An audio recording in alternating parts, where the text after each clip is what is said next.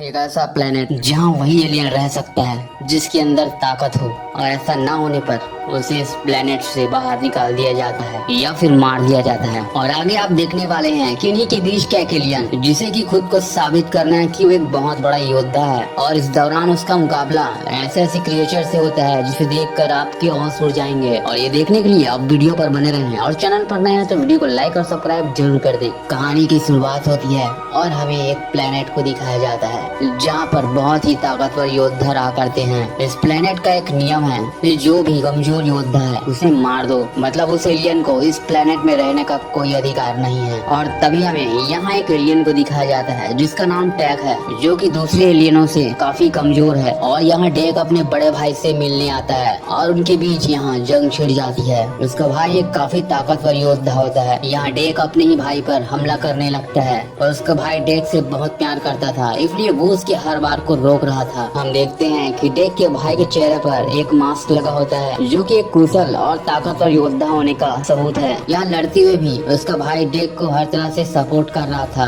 वो टैग से कह रहा था कि अगर तुम्हें इस प्लेनेट में रहना है तो तुम्हें खुद को साबित करना होगा कि तुम एक ताकतवर योद्धा हो। लेकिन यहाँ डैग खुद को कमजोर मानना ही नहीं चाहता था, पर सच्चाई तो यही थी कि डैग उन सारे एलियनों से कमजोर था और उसे जिंदा रहने के लिए वो मास्क हर हाल में चाहिए। इसके बाद उसका भाई उसे अपने स्पेस में लेकर जाता है, जहाँ वो स्पेस में रखे हुए काफी खतरनाक और हाई टेक्नोलॉजी हथियार को दिखाता है जिसके बारे में टेक सोच भी नहीं सकता था। यहाँ उसका भाई टेक को समझाते हुए कहता है कि तुम्हें हर हाल में योद्धा बनना ही होगा, वरना तुम भी बेमौत मारे जाओगे। यहाँ टेक कमजोर है और इसलिए उसके पास न मास्क है और न ही गायब होने की ताकत, और ये सारे चीज उसे तभी मिल पाएगा जब वो खुद को एक ताकतवर योद्धा साबित कर पाएगा। इस दौरान डेक यह फैसला करता है कि वो डेथ प्लेनेट पर जाएगा और वहाँ जाकर कलिस नाम के क्रिएचर, जो कि काफी खतरनाक और खूंखार है, उसे मारकर इस पूरे प्लेनेट में अपने लिए एक महान योद्धा होने का सबूत देगा। लेकिन ये सब कुछ करना अटैक के लिए काफी खतरनाक है, क्योंकि जिस क्रिएचर की वो बात कर रहा था वो कोई आम क्रिएचर नहीं, जो कि काफी खतरनाक और विशाल ताकतवर क्रिएचर था जिसके नाम सुनकर पूरा प्लेनेट कांपता था। यहाँ तक कि उसके पिता भी इस क्रिएचर से लड़ने से डरता था। यहाँ उसका भाई उसे समझाता है कि तुम जिस क्रिएचर से लड़ने की बात कर रहे हो वो क्रिएचर कोई आम क्रिएचर नहीं, बल्कि वो इतना खतरनाक है कि वो तुम्हें देखते ही खत्म कर देगा, इसलिए तुम डेथ प्लेनेट जाने की सोचना भी मत। लेकिन डेक उसकी बात नहीं मानता, वो अपने फैसले पर ही अड़ा रहता है। कि तभी यहाँ इतने में उनके डैड यहाँ आ जाते हैं। यहाँ उनके डैड आते ही डेक के भाई से कहते हैं कि तुमने अब तक इसे मारा नहीं, मैंने तुम्हें इसे मारने को कहा था। लेकिन उसका भाई डेक से बहुत प्यार करता था, इसलिए वो अपने डैड से रिक्वेस्ट करता है। डेक अच्छा है और वो लड़ता भी बहुत अच्छा से है, इसलिए हमें डेक को एक मौका देना चाहिए जिससे कि वो खुद को एक महान योद्धा साबित कर सके। लेकिन उसके डैड ये सुनकर काफी गुस्सा हो जाते हैं और वो उसे तुरंत डेक को मारने के लिए ऑर्डर देता है। लेकिन वो ऐसा नहीं करता, बल्कि वो उसे बचाने की हर नामुमकिन कोशिश करता है। वो अपनी स्पेस की मशीन को एक्टिवेट कर देता है और यहाँ डेक स्पेस के अंदर चला जाता है। इसके बाद यहाँ डेक के पिता और उसके भाई के बीच जंग छिड़ जाती है। उन दोनों के बीच घमासान युद्ध को डेक स्पेस के अंदर से अपने भाई को मरते हुए देख रहा था। वो देख रहा था कि किस तरह से इसके पिताजी डेक के भाई को मार रहा है। वो डेक को बचाने के लिए अपनी जान तक भी गंवा देता है। ये सब देखकर डेक पूरी तरह से टूट जाता है, लेकिन मरने से पहले उसके भाई ने उस स्पेस को डेथ प्लेनेट के लिए एक्टिवेट कर दिया था। और यहाँ उसका स्पेस सीधे डेथ प्लेनेट के लिए निकल पड़ता है, जहाँ उसका स्पेस लैंडिंग करते समय क्रैश हो जाता है। वो उस स्पेस से अपने सीट को बांध देता है जिससे कि वो स्पेस से अलग हो जाता है। डैक की किस्मत अच्छी थी जो कि इस हादसे से बच जाता है, क्योंकि जिस तरह से ये नीचे गिरता है उस हालत में किसी का बचना नामुमकिन था। यहाँ वो अपनी स्पेस से अलग तो हो चुका है, लेकिन अभी भी उसके पास बहुत से ऐसे हथियार हैं जिसके बदौलत वो खुद की सुरक्षा कर सकता है। लेकिन जैसे ही यहाँ वो कुछ समझ पाता, उससे पहले यहाँ के खतरनाक पेड़ इस पर हमला कर देते हैं। वो इन पेड़ों के बीच खुद को बचाने की काफी कोशिश करता है और जैसे तैसे करके वो खुद को यहाँ से बचा लेता है। और यहाँ से निकलने के बाद वो अपने जख्म को ठीक करता है और इसके बाद वो यहाँ से आगे बढ़ने लगता है। वो जहाँ चल रहा था सामने काफी सारे घास लगे हुए थे, लेकिन वो खाली दिखने में ही घास थे। दरअसल ये बहुत ही खतरनाक खतरनाक किस्म के घास थे जो कि देखते ही देखते एक जानलेवा और खतरनाक नुकीले कांटों में बदल जाता है। वो इन कांटों से खुद को बचाते हुए आगे बढ़ता है, लेकिन तभी उसे एक लड़की की आवाज सुनाई पड़ती है जो कि उससे ऊंची जगह पर थी। वो उसे बार बार कहती है कि वो उसे छुड़ा ले क्योंकि वो उसे यहाँ से निकाल सकती है। इसके बाद टैग को यहाँ एक कांटा चुभ जाता है। वो बेहोश होने वाला ही था, लेकिन बेहोश होने से पहले उसकी तरफ एक वेपन फेंकता है जिससे थिया उस वेपन से खुद को आजाद कर लेती है। और आखिरकार यहाँ हमें पता चलता है कि थिया कोई इंसान नहीं बल्कि एक रोबोट है जिसके निचले वाले हिस्सा भी नहीं है। दरअसल इस रोबोट को वेलेन जुतानी कॉर्पोरेशन कंपनी ने बनाई थी जो कि इस तरह के रोबोट बनाकर अलग अलग प्लेनेट में भेजा करते थे। और इस मल्टीनेशनल कंपनी की हिस्सा टीसा भी थी जो कि 2 साल पहले इन्हें दैटलैंड में भेजा गया था ताकि वो यहाँ की जानकारी एकत्रित कर सके और यहाँ रहने वाले उस विशाल क्रिएचर को वो पकड़ सके। लेकिन वास्तव में इनके पास भी उस क्रिएचर से मुकाबला करने की ताकत नहीं थी और ये 2 साल से यहीं फंसे हुए हैं। वही देखते ही देखते टैग के ऊपर एक उड़ता हुआ ड्रैगन हमला कर देता है, लेकिन वो ड्रैगन टैग को कुछ कर पाता इससे पहले थिया उसे मार गिराती है। वो कहती है कि इस प्लेनेट में चलना इतना आसान नहीं है, यहाँ हर कदम पर खतरा है। यहाँ थिया टैग से कहती है कि इससे पहले यहाँ इंसान भी आए थे लेकिन वो यहाँ सरवाइव नहीं कर पाए, और तो और यहाँ तुम्हारे प्लेनेट से भी तुम्हारी ही तरह कुछ लोग आए थे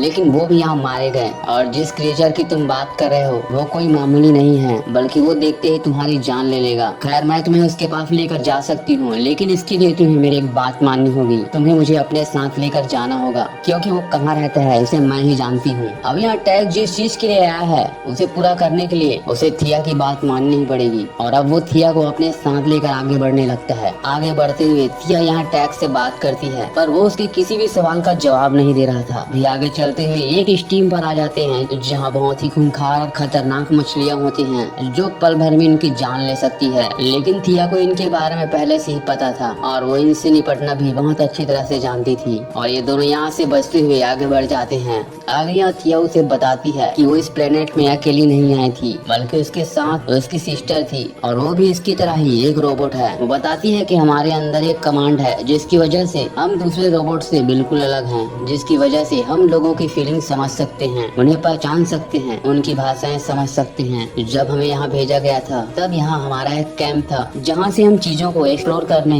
हर रोज बाहर जाया करते थे। और तभी एक दिन उस क्रिएचर ने हमारे कैंप पर हमला कर दिया और सब कुछ तबाह कर दिया। और इस हादसे में मैं अपनी सिस्टर से अलग हो गई, लेकिन मुझे लगता है कि आज भी मेरी सिस्टर यही जिंदा होगी और हो सकता है वो भी मुझे ढूंढ रही होगी। दूसरी ओर हमें उसकी सिस्टर को दिखाया जाता है जो कि पूरी तरह से ठीक हो चुकी है। यहाँ उसे एक टास्क दिया गया है जिसे उसे पूरा करना है, जिसमें उसे एक वाई वेपन को जिसका नाम स्पेसिमेन XX002555 है जिसे रिकवर करना है। वैसे इस रोबोट का नाम टीसा है। जानकारी के हिसाब से टीसा को पता चलता है कि उसकी बहन थिया उसके पास नहीं है। वहीं हमें टैग को दिखाया जाता है जो थिया के साथ आगे बढ़ रहा है। आगे बढ़ते हुए ये देखते हैं कि एक घास के मैदान जहाँ इस प्लेनेट का ही एक बहुत बड़ा जानवर घास खा रहा था जो कि काफी तेज धार और कटेली है, जहाँ जाना मतलब मौत को दावत देना है। इसके बाद हमें इस प्लेनेट का एक छोटा सा जीव को दिखाया जाता है जो कि यहाँ टैग की मदद करना चाहता था, लेकिन वो बड़ा जीव यहाँ उन्हें देख लेता है और उनके ऊपर हमला करने लगता है। लेकिन उससे पहले यहाँ टैग उस बड़े से जानवर के 2 टुकड़े कर देता है जिसे देखकर वो जीव अचंभित हो जाता है। इसके बाद ये दोनों यहाँ से जाने लगते हैं, लेकिन उससे पहले यहाँ पेड़ों पर रहने वाले एक खतरनाक मॉन्स्टर उन्हें मजबूती से जकड़ लेता है और उन्हें अपने मुंह के अंदर ले जाता है। लेकिन इससे पहले वो छोटा सा जानवर उसके मुंह में घुस जाता है और उस बड़े से जानवर का ध्यान भटक जाता है। अभी उस छोटे से जानवर की वजह से इन दोनों की जान तो बच जाती है, लेकिन अब इसके बाद वो जानवर उस छोटे से जानवर को नहीं छोड़ता, वो उसे अपने जाल में पकड़ लेता है। ये देखकर टैग भी चुप नहीं रहता, वो एक बहुत बड़ा पेड़ काट कर उसके ऊपर चढ़ता है और वहीं से उस जानवर का खेल खत्म कर देता है। और अब वो दोनों यहाँ से जाने लगते हैं, लेकिन वो छोटा से जीव उनके पीछे चला जाता है। यार अब रात हो जाती है और यहाँ थिया उस छोटे से जीव से उसका नाम पूछती है पर उसे कुछ समझ नहीं आ रहा था और इसलिए थिया खुद से उसका नाम डब्बू रख देती है। अब यहाँ टैग को भी उनके बीच बैठकर अच्छा लग रहा था तब थिया डैग से उसके बारे में पूछने लगती है। डैग उसे अपने बारे में बताता है कि किस तरह से उसके पिता ने ही उसके बड़े भाई को मार डाला। वो कहता है कि वो भी अपने समूह में रहना चाहता है, लेकिन उसके समूह का एक रूल है कि जब तक वो खुद को एक बड़ा योद्धा साबित नहीं कर पाएगा तब तक वो अपने झुंड अपने साथियों के साथ रह नहीं पाएगा। और इस वजह से वो यहाँ पर आया हुआ है। वो यहाँ कलिस को मारकर अपने लोगों के बीच योद्धा होने का सबूत देगा। इसके बाद फिर से हमें टीसा को दिखाया जाता है, जहाँ टीसा अपने साथियों के साथ उस जगह पर आई है जहाँ पर डैग का शिप क्रैश हो गया था। तभी देखते ही देखते यहाँ के वो खतरनाक पेड़ उन पर भी हमला कर देते हैं, लेकिन टीसा और उसके साथी अपने साथ अत्याधुनिक हथियार लेकर आए हुए थे, जिसकी वजह से वो यहाँ बच जाते हैं। यहाँ टीसा की नजर उस सीट पर पड़ती है जिसमें टैग बंधा हुआ था। उस पर खून के कुछ धब्बे भी लगे हुए थे और ये देखकर वो समझ जाती है कि कोई न कोई योद्धा यहाँ पर मौजूद है। इसके बाद वो आगे बढ़ने लगती है। दरअसल वो भी यहाँ अपने सिस्टर को ही खोज रही है। अगली सुबह ये तीनों अपने सफर पर निकल पड़ते हैं, लेकिन टैग अपने सफर पर डब्बू को लेकर जाना नहीं चाहता। टिया के पूछने पर टैग उससे कहता है कि हम योद्धा कभी किसी की मदद नहीं लेते, और ऐसा कहकर वो आगे बढ़ जाते हैं। यहाँ रास्ते में चलते हुए टिया उससे पूछती है कि तुम्हारे पिताजी को तुम्हारे बड़े भाई को नहीं मारना चाहिए था। इस बात पर टैग उससे कहता है कि वो समूह के मुखिया हैं और उसने उसके आदेश को नहीं माना, इस वजह से उसे मार दिया गया। अब ये सुनकर थिया उससे कहती है कि अर्थ पर भेड़िया हुआ करते हैं और उनका एक झुंड होता है। समूह के मुखिया को वोल्फ कहा जाता है और उसका कर्तव्य होता है कि वो अपने समूह की रक्षा करे, जिसमें वो ताकतवर के साथ साथ एक कमजोर सदस्य की भी रक्षा करता है। पर ये बात डैग को समझ नहीं आता। खैर ये दोनों चलते हुए उस जगह पर पहुंच जाते हैं जहां कलिस रहा करता था। कलिस्क ने इनके कैंप पर हमला करके इनके बाकी साथियों को मौत के घाट उतार दिया था, जहां इनके काफी साथियों के लाश बिखरे हुए थे। यहाँ आसपास इनके कैंप के कबाड़ भी पड़े हुए थे। आगे हम देखते हैं कि यहाँ थिया जैसे ही अंदर जाती है उसे उसका पैर नजर आता है और वो अपने पैर को फिर से जोड़ने लगती है। वहीं कैंप के बाहर टैग आसमान को देखकर गरज रहा था, कह रहा था कि आज मैं उस कलिस्क को मार दूंगा और अपने समूह को एक योद्धा होने का सबूत दूंगा। वहीं हम थिया को देखते हैं जो कि अपने डिपार्टमेंट को अपना लोकेशन भेज देती है और अब वो कैंप से बाहर आकर टैग से कहती है कि तुम यहाँ से चले जाओ, क्योंकि यहाँ बहुत जल्द मेरे आदमी पहुँचने वाले हैं। और उनका भी मकसद यही था कि वो भी इस क्रिएचर को अपने साथ पकड़ कर ले जाएं। लेकिन अगर वो यहाँ आ गए तो वो तुम्हें भी पकड़ कर अपने साथ ले जाएंगे। और इस बात पर गुस्सा होकर डैग भी यहाँ आग लगा देता है और यहाँ आग देखकर कलिस्क आ पहुँचता है। और अब देखते ही देखते इनके बीच फाइटिंग शुरू हो जाती है, जिसमें डैग कलिस्क के पूंछ काट देता है।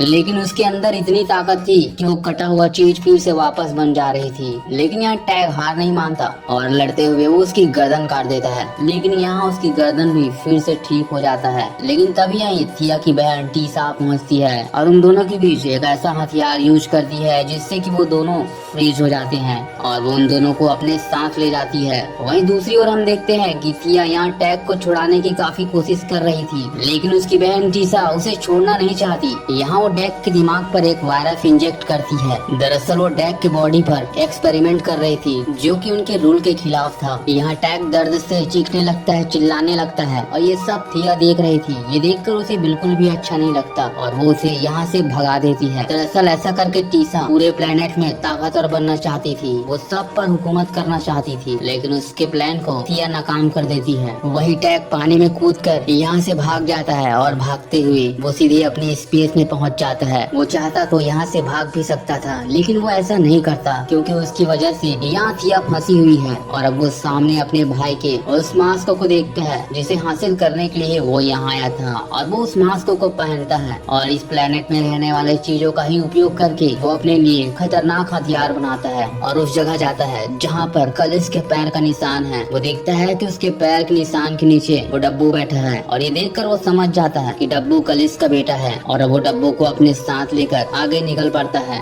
जहाँ पर थिया को बंदी बनाकर रखा गया था। पर यहाँ आने के बाद सबसे पहले वो थिया के पैर को एक्टिवेट करते हैं, जिससे यहाँ की सिक्योरिटी डिस्ट्रैक्ट हो जाती है और वो उन पर हमला करने लगते हैं, जिससे उनके आधे अधूरी सिक्योरिटी भी मारे जाते हैं। और अब वो रोबोटिक पैन थिया के बॉडी से कनेक्ट हो चुकी है और वो चलते हुए उसके पास पहुंच जाती है। तब थिया उससे कहती है कि हमें यहाँ से भागना चाहिए, लेकिन टैग कहता है नहीं, कलिस्क डब्बो की मॉम है जिसे इन्होंने पकड़ लिया है। तब थिया उन्हें बताती है कि वो कुछ समय बाद उन्हें अर्थ के लिए भेज देंगे, हमें जल्दी ही उन्हें रोकना होगा। लेकिन देखते ही देखते यहाँ उनके रोबोटिक फौज उन्हें घेरने लगती है। लेकिन ये टैग का पहले से ही सोचा समझा प्लान था। जब सारे रोबोटिक फौज उन्हें घेर लेती है तब वो सबको एक साथ ही मार देता है। कुछ समय बाद टीसा यहाँ एक रोबोट के अंदर बैठ कर आ जाती है, जो कि काफी खतरनाक और एडवांस था। यहाँ रोबोट और टैग के बीच लड़ाई शुरू हो जाती है। वहीं दूसरी ओर यहाँ थिया कलिस्क को छुड़ाने चली जाती है, जिसे उन्होंने टैंक में बंद कर रखा है।